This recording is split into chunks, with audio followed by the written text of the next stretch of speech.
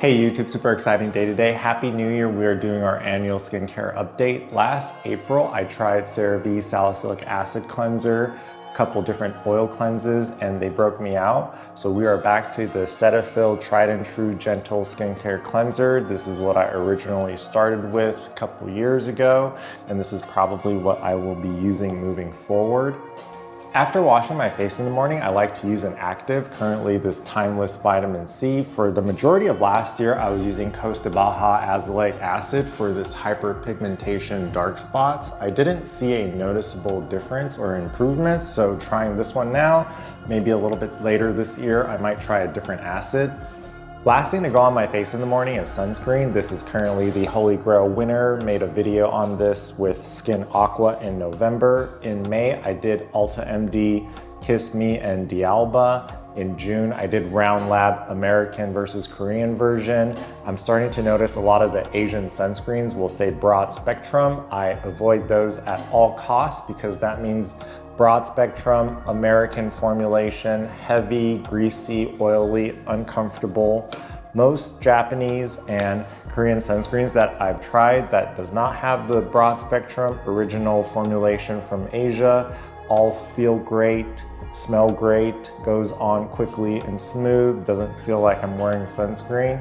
But this one is the winner purely based off of cost.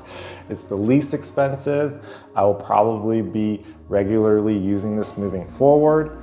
Main downside is kind of a large bottle, so when I'm traveling, I will still bring something like this. Made a video comparing the green one to the blue one. This one occasionally goes on sale at Costco. I love my Costco. I like the green one better, just feels a little bit better on my skin. Moving on to the nighttime stuff, I'll shower and then gentle cleanse with this. Use some sort of moisturizer after. Beginning of last year, I was trying to be lazy and use something like this for body and face, but it was so heavy, it broke me out. And in May, I found my Holy Grail moisturizer. This was so good, random Costco pickup. I decided to stock up and hopefully I have enough for the year.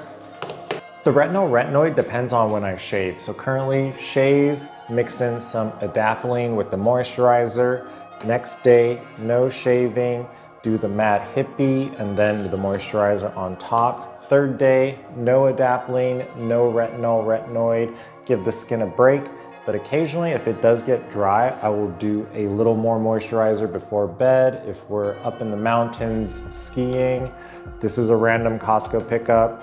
This is a random Costco pickup. Starting to look like a Costco sponsored video. It is not. I just love Costco. But if you guys want to sponsor me, that would be pretty awesome. I don't know where the Retinoid journey is going.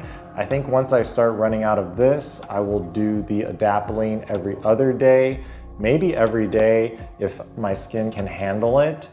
Really excited to see what Costco carries this year and what sales they have. Video 332 done.